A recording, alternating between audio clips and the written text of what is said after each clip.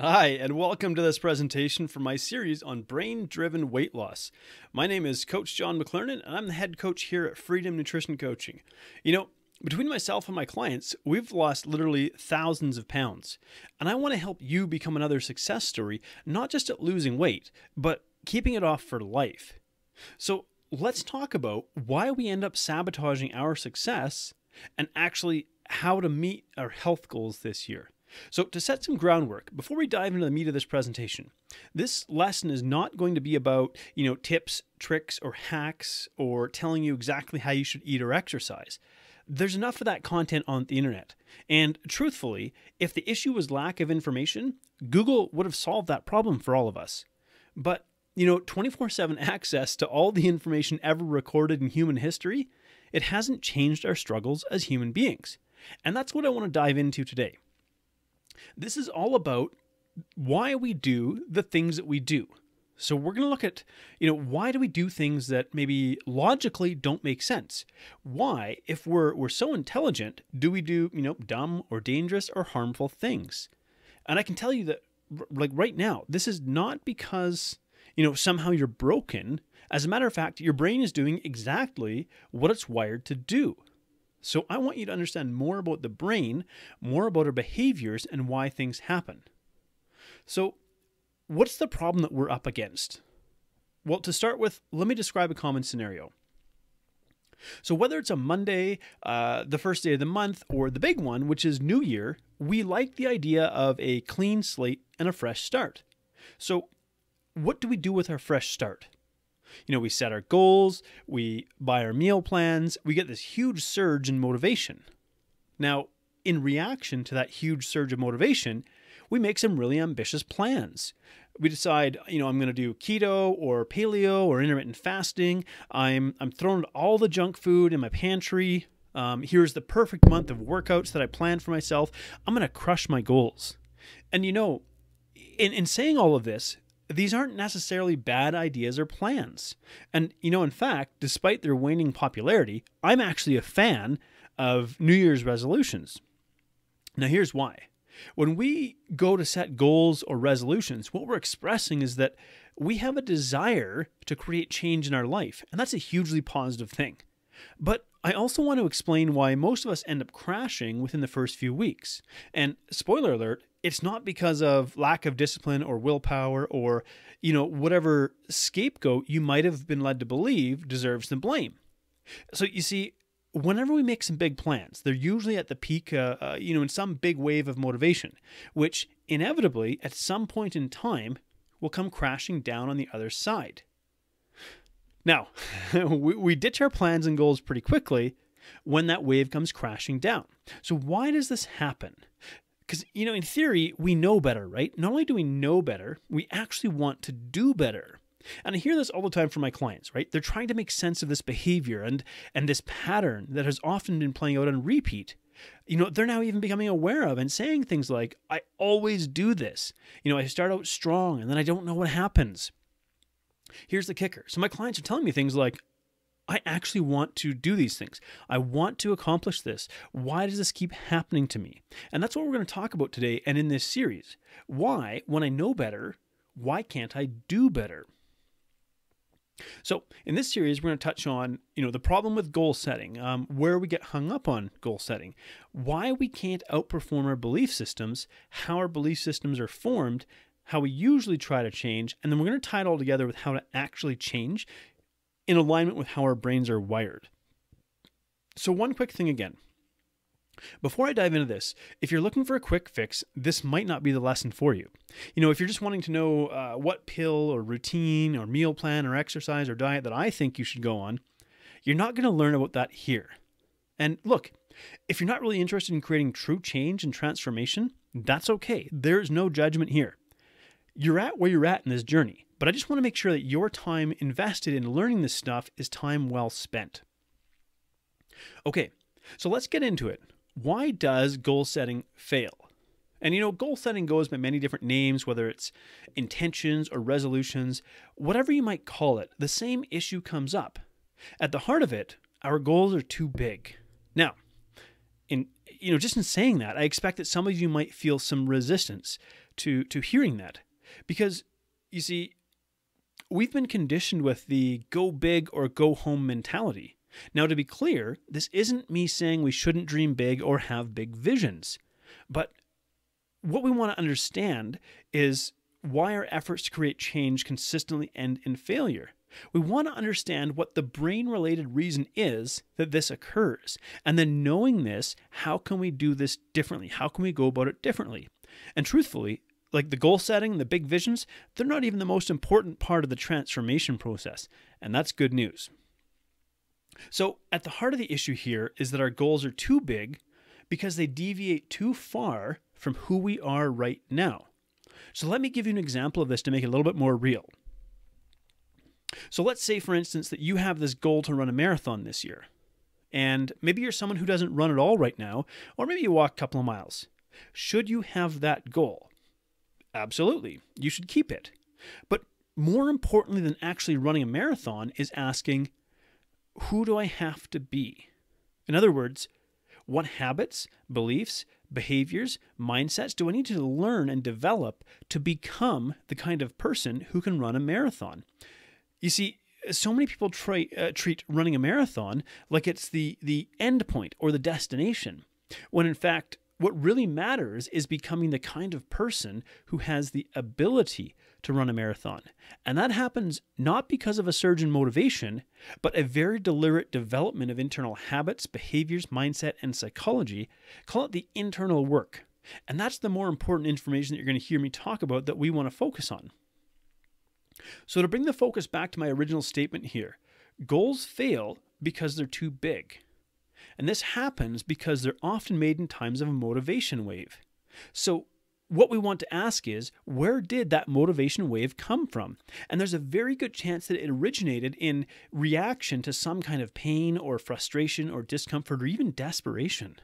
So maybe feeling like I'm really frustrated, I don't like how I'm feeling, I don't like how my clothes fit, I don't like how my body feels in this, I just want to feel comfortable in the skin I'm in, And so prior to the wave of motivation is this wave of pain or frustration that washes over us.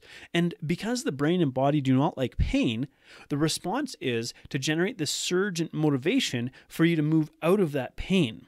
And so your brain starts cycling through ideas. What can I do about this? Is there any hope for me? What do I need to do differently?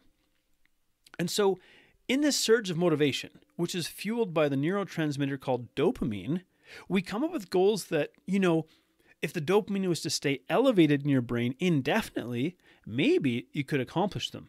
But in reality, your brain can't keep you high on dopamine indefinitely. It would actually become harmful.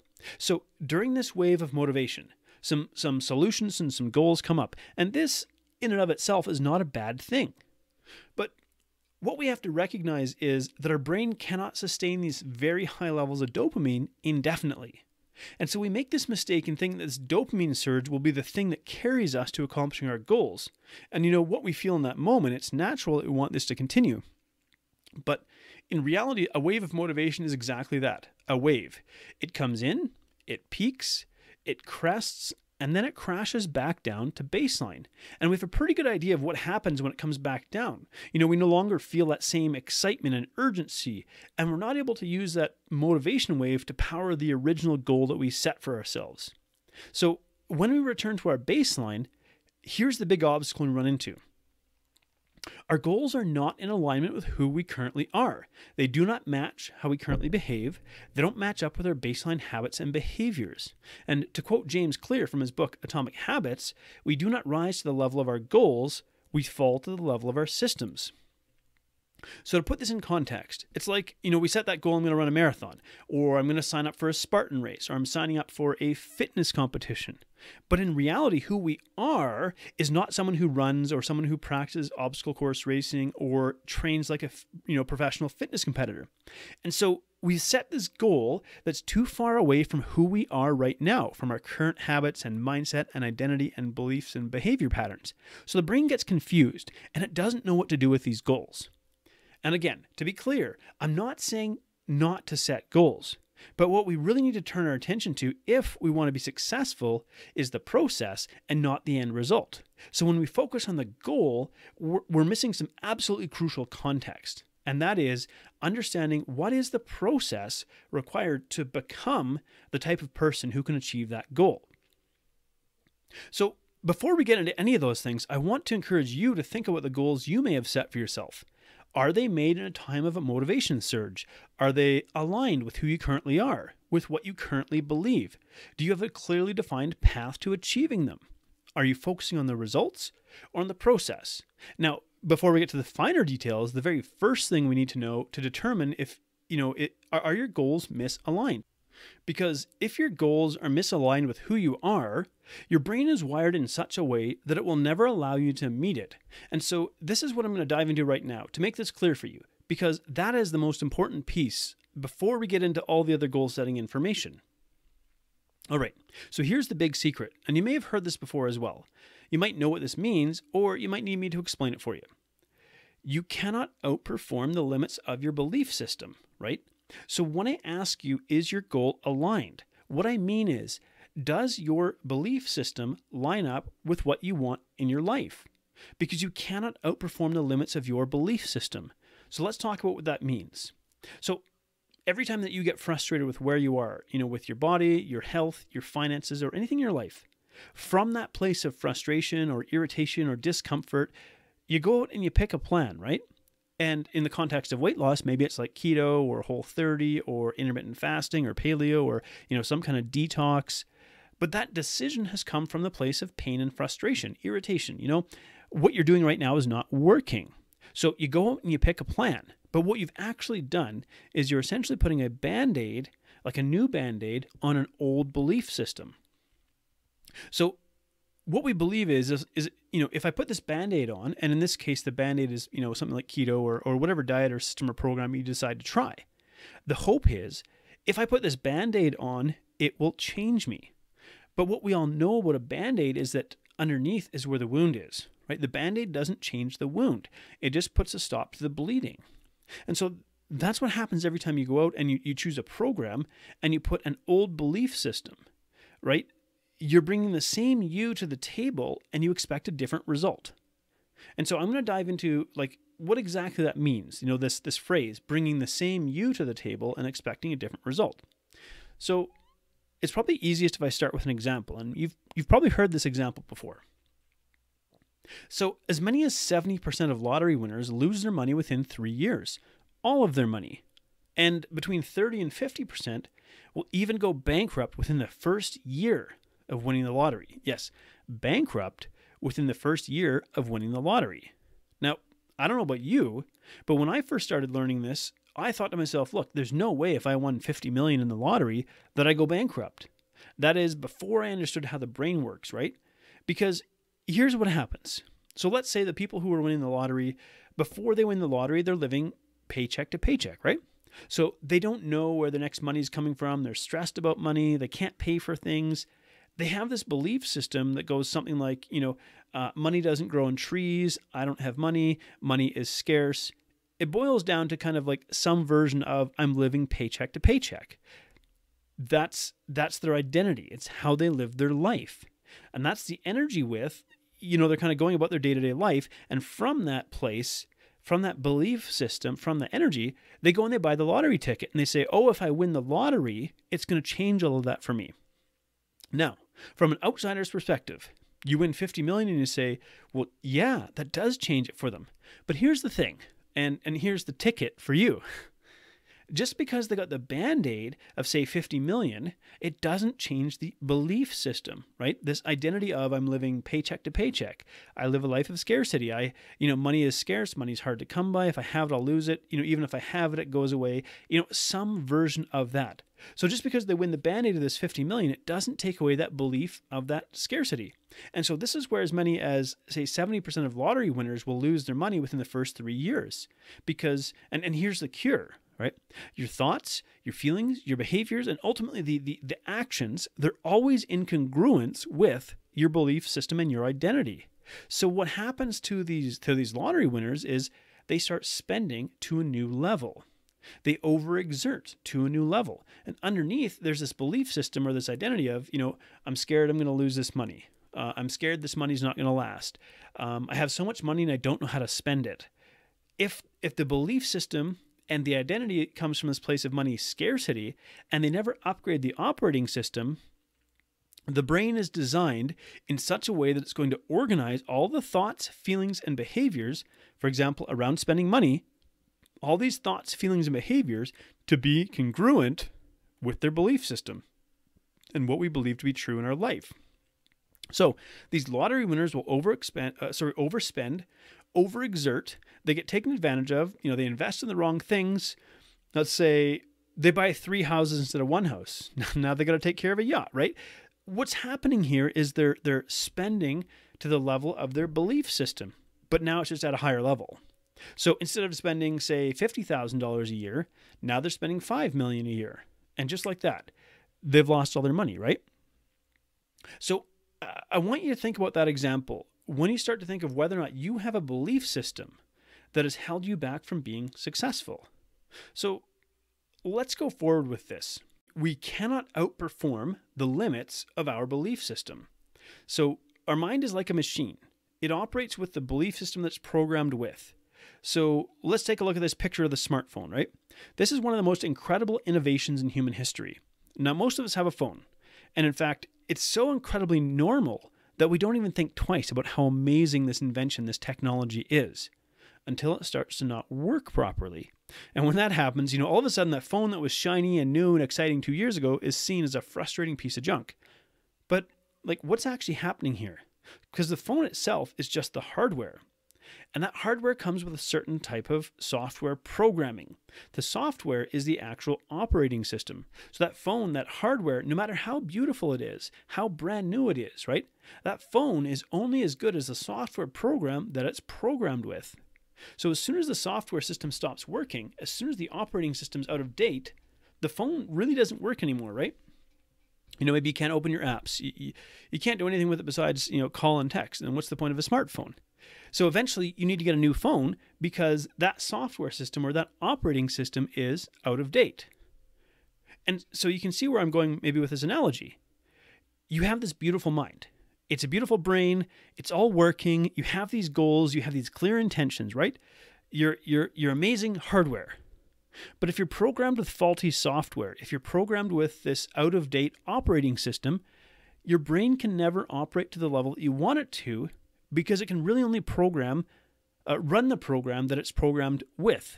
So if you're running a program that, let's say, is programmed with a lack or scarcity, like I can't do this, it won't work for me, it's never worked for me in the past, it's too hard, I won't be able to overcome it, or even if I do it, I won't be able to, it won't be able to last.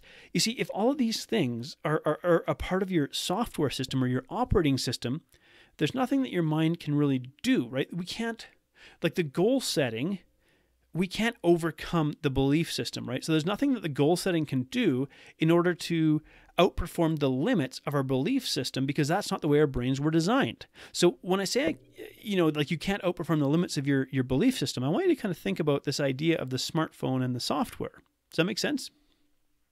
So your mind is like a machine. It's only operating the system that it's programmed with. Your mind sets the parameters of what's possible for you by the beliefs it holds. So, for example, if you believe that you're overweight, if you believe that everyone in your family's been overweight, so you are destined to be overweight, maybe you have this belief that even if you lose the weight, you're going to gain it back. From the limits of those beliefs, you can't create a healthy body. So you can't create this healthy body from the limits of your current beliefs because your feelings, your thoughts, your behaviors, in this case, would be incongruent or mismatched with your current operating system. So let me break this down for a second. So let's say, you pull out your vision board, you write your goals for your happiest and healthiest body. Here's your plan. You're going to follow the keto, the intermittent fasting, the detox, whatever. You're going to get to the gym. But the operating system or the software is running with this belief, this sense of identity that losing weight is hard. It'll say things like, I'll never do it. This never works for me. I have all the evidence why this never works for me. Everyone in my family's overweight. I'm destined to be this way. If that's what's running your operating system, it doesn't really matter what you put in place because your thoughts and your behaviors have to be congruent with your operating system. And so if you're trying to be someone over here where your goals are not in line with who you currently are, if you're someone that believes that being healthy is out of your reach, that the goals you set for yourself of being healthy are never going to be accomplished for you, because ultimately what's going on here is they're incongruent with the limits of your belief system. They're incongruent with who you believe you currently are. And now look, some people are going to hear this and think, well, that's not true. I can outperform that. I can do differently. And as we start to break down and look at their history, maybe the past setting goals and not achieving them, or what's getting in the way of where their energy is focused, all of a sudden we start to have these light bulb moments of like, oh my gosh, I can see the pattern, right? I've become aware of this belief that I've been operating on with my entire life, And this is where I ask you, what do you believe to be possible? What do you believe to be true about yourself, right? And it's like when I start working with somebody, we start digging into what is the story, What are the beliefs that we tell? Because we will not do something that we do not believe is possible. We will not work towards something we believe to be impossible. It's how our brain is wired, right? And so it's like, when I do an intake with a new client, I want to find out what is their story? What are the beliefs that they hold? Because all of a sudden we can start to understand the behavior patterns, right? And it's like these paradigms, these stories, these beliefs, until we upgrade that, until we change that, we're going to fall back into the same pattern that maybe we've been living on repeat. And this is what we're going to talk about in the next video in this series.